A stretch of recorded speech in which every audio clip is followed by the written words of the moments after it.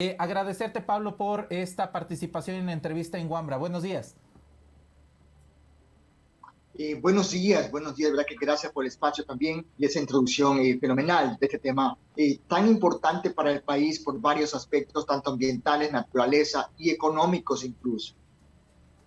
Pablo Fajardo, queríamos preguntarle, pues bueno, primero darle las gracias por aceptar esta invitación de Wambra y preguntarle, ¿qué significa vivir con un mechero en la Amazonía? Mira, significa realmente respirar aire contaminado todos los días. Significa tener el agua, lluvia, también con hidrocarburo, con ese material particulado ven todos los días. Significa tener cultivo de sus hortalizas, de los legumbres, en particular ese hollín de los mecheros todos los días. Significa también estar más expuesto y con mayor posibilidad de contraer cáncer también por este tipo de causas. O sea, significa un grave problema para la persona, la naturaleza y el ambiente, por supuesto. Ahora, ¿quiénes son estas niñas que pusieron esta demanda y por qué justamente, digamos, niñas, ¿no? Porque alguien podría pensar, se está utilizando políticamente de pronto las figuras de las niñas, pero ¿qué sucede con estas personas, digamos, que han puesto esta demanda? No, realmente, gracias por esa pregunta, porque es súper interesante aclarar a la gente, a la población, por qué niñas exclusivamente hablando en este caso. Miren, desde hace 54 años atrás se extrae petróleo de la Amazonía norte del Ecuador, lo que hoy son las provincias de Orellana y Sucumbíos. El Estado ecuatoriano y las empresas petroleras operadoras nunca han actuado responsablemente ni con la naturaleza, ni con los pueblos indígenas, ni con las comunidades campesinas o colonas que hoy están radicadas en esas zonas. En estas provincias, en varios estudios que hemos hecho de salud, de los impactos de la salud en las personas causados por actividad petrolera, se encuentra que montones de patologías, enfermedades provienen por la causa petrolera. Por ejemplo, en un estudio que se hacía en el año 98, el informe Yanacuri, que se llama un médico español, Miguel San Sebastián, se encontró que había una posibilidad de abortos espontáneos de 150 veces más que en el resto del país. También habían en los casos de cáncer. Hay otro estudio que llama Cáncer en la Amazonía también, en que se encontraba que los casos de cáncer realmente superaban cualquier promedio nacional. En el año 2015-16, la Unión de Afectados por Texaco, la UDAP, y la Clínica Ambiental hicimos otro diagnóstico, otro estudio en salud, y encontramos que ahí, en esta zona, Orellana y Sucumbíos, se registraba la tasa de cáncer más alta posiblemente del planeta. Por ejemplo, hasta ahora se conocía que en la ciudad de Detroit, Estados Unidos, donde fabrican vehículos, hay más o menos unos 460 casos de cáncer por cada 100.000 habitantes. Acá en ese estudio que hicimos nosotros, estos dos colectivos, por percepción de la gente, por información, encontramos que superamos los 500 casos de cáncer por cada 100.000 habitantes. Entonces, eso nos fue preocupando mucho más todavía. Luego empezamos a pedir información al Estado ecuatoriano, a SORCA, a Salud Pública, sobre casos de cáncer. Y resulta que el Estado ecuatoriano no tiene ninguna información. Cuando le decíamos, denos datos de los casos de cáncer, decían, es que en Orellana y Sucumbíos no hay casos de cáncer. Decimos, ¿cómo que no hay? Si yo conozco a los vecinos, parientes, primos que están aquí en las comunidades que tienen muchísimos casos de cáncer. Entonces empezamos nosotros, estos dos colectivos, la UDAP y la Clínica Ambiental, a construir el registro biprovincial de tumores. Y en tres años, hemos documentado más de 300 casos de cáncer. Y lo más triste de todo esto es que de cada 100 casos de cáncer que estamos encontrando, el 71% son en mujeres. O sea, es la mujer la principal víctima de esta agresión ambiental, social y cultural, de este crimen que causa el Estado ecuatoriano y las empresas petroleras. Entonces, de ahí decíamos, si no hacemos algo hoy con estas niñas, que también son hijas de pacientes que tienen cáncer, papá o mamá en muchos de los casos, mañana esas niñas serán las siguientes víctimas del cáncer. Entonces, ellas luchan por su futuro. Esa es la razón de por qué niñas son las accionantes en este caso. Ahora, desde el lado, digamos, un poco haciendo de abogado del diablo, desde el lado de las empresas petroleras, uno podría decir, pero es que la explotación petrolera no se puede parar, e incluso en medio de la pandemia nunca paró la explotación petrolera. ¿Y por qué, digamos, de la noche a la mañana se viene y se pide apagar los mecheros? ¿Es fácil hacerlo eso? Por supuesto que es fácil. Miren, aquí hay una cuestión que es gravísima y antes decía, no es solamente un perjuicio a la naturaleza y a la salud de la gente, es también la economía del país. Noten ustedes la gravedad del asunto. Primero, se puede extraer petróleo sin usar mecheros. Lo que se puede combustionar en los mecheros es el gas remanente, es decir, el gas que ya no se puede usar para nada. Es como la basura. Usted puede reciclar la basura y al final la basura que le queda, que no sirve para nada, es tan poquito que ya no significa mayor cosa. ¿Sí? Porque usted la orgánica la recicla una parte, la hace abono, que sea por ahí, la otra, la metálica, cartones, vidrios, los reutiliza nuevamente, ¿no? Entonces, igual con el gas. Se puede aprovechar todo ese gas y listo.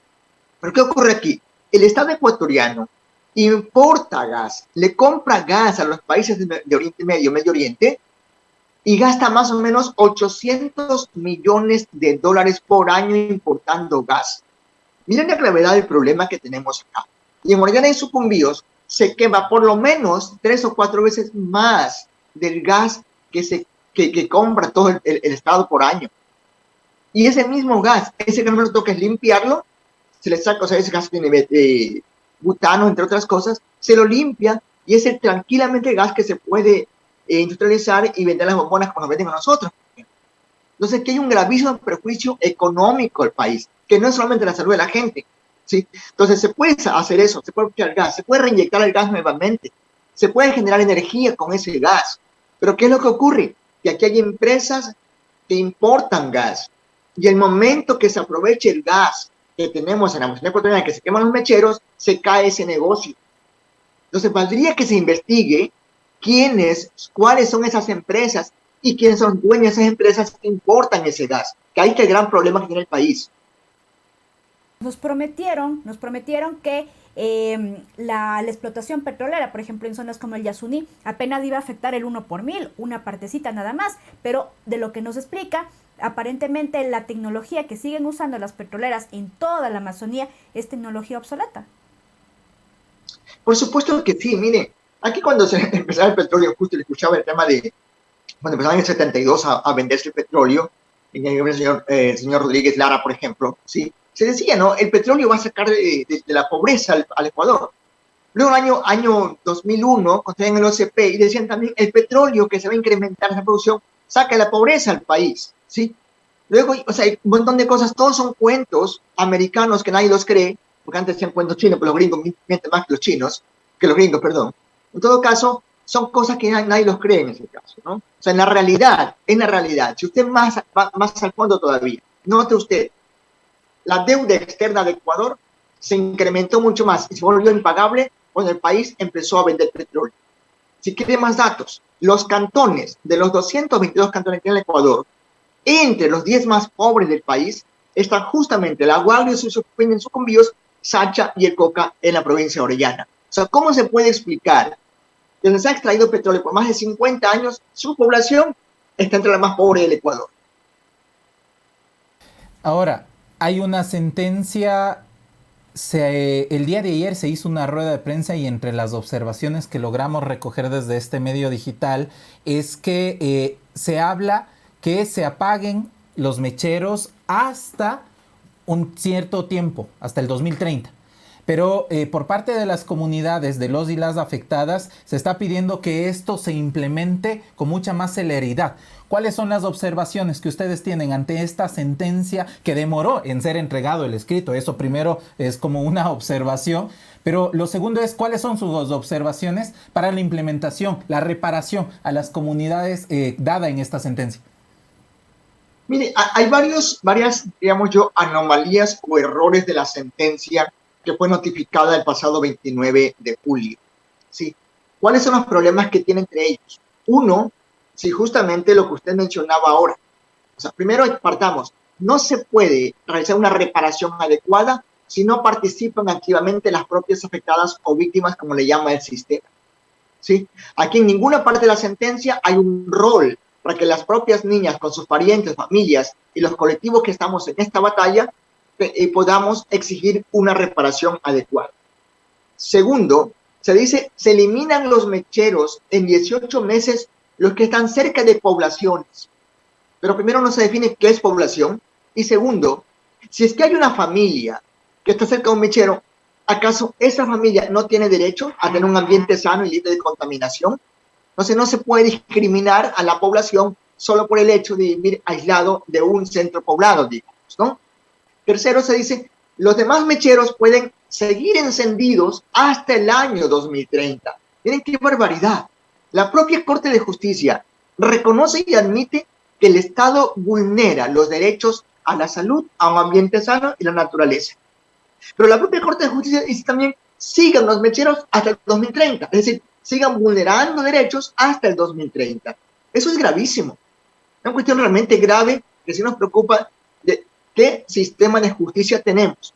Ante esos hechos, pedimos aclaración y ampliación y no dudamos en pedir a la Corte Constitucional que haga respetar nuestro marco, en este caso, y insisto, constitucional, y se logre una reparación inmediata y lo antes posible. O sea, no se puede permitir que se sigan vulnerando derechos de la gente, afectando la economía del país, afectando la propia naturaleza, dañando el futuro de los niños y niñas de los pueblos indígenas de la Amazonía norte ecuatoriana por solamente extraer el petróleo de forma irresponsable.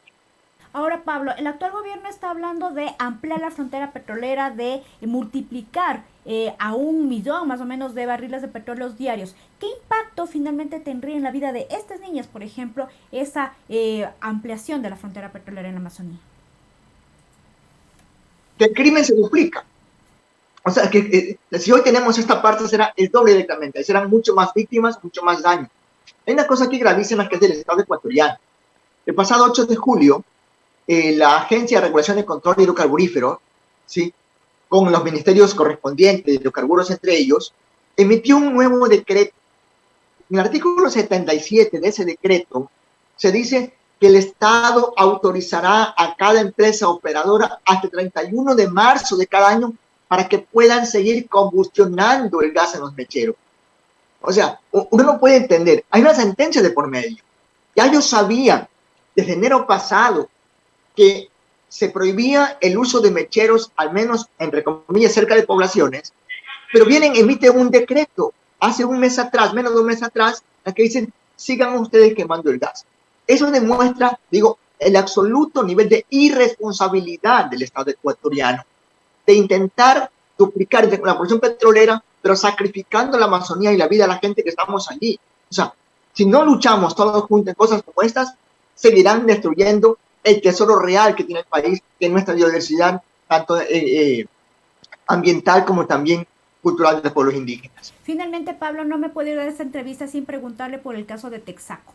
El país está, digamos, condenado a pagarle a la petrolera de Texaco una indemnización millonaria por, bueno, no me queda claro muy bien el asunto, y también se suma la indemnización a Perenco. ¿Cómo se ve desde ustedes que han llevado estos juicios en diversos momentos esta revés nuevamente de la justicia? Yo además les quería comprometer a que hagamos otra entrevista con este caso exclusivamente. Es un caso mucho más complejo. Pero si nada más adelanto un hecho importante. Hoy tenemos un grave problema económico en el país y una deuda con Perenco, por ejemplo, posiblemente pronto una gran deuda con Chevron o Texaco, y en gran parte por la negligencia del Estado ecuatoriano y del actual Procurador General del Estado ecuatoriano. El Estado, el Procurador actual, ha hecho una pésima defensa en el sistema judicial holandés. Están sirviendo abiertamente a Chevron y dan la espalda a la gente de la Amazonía ecuatoriana. Nosotros vamos a seguir luchando en este caso y lo vamos a hacer hasta que Chevron pague lo que nos debe. Pero sepámoslo, que hoy no enfrentamos únicamente a Chevron. También nos toca enfrentar en el caso Chevron al propio Estado ecuatoriano, que hace una defensa pésima solo para beneficiar a la petrolera transnacional. Le comprometemos entonces, Pablo, vamos a tener un siguiente programa. De hecho, habría que hacer un programa especial de la situación de las comunidades relacionado con los proyectos extractivos. En el caso del petróleo ya llevamos varias décadas de extracción petrolera. Hay un decreto, se firmó, y esto es con datos. Concretamente, el presidente Guillermo Lasso firmó un decreto de revisión de la política petrolera en donde se habla de este punto que tú nombrabas, Vero, de la ampliación de la frontera petrolera. Hay este otro tema de Perenco, de lo que se debe pagar, y el tema de arbitraje internacional. Pablo, te agradecemos. Vamos a tener en las próximas semanas de este programa, te contactaremos para seguirlo conversando. Mientras tanto, muchas gracias por haber asistido a esta conversación. A ustedes, gracias, excelente día.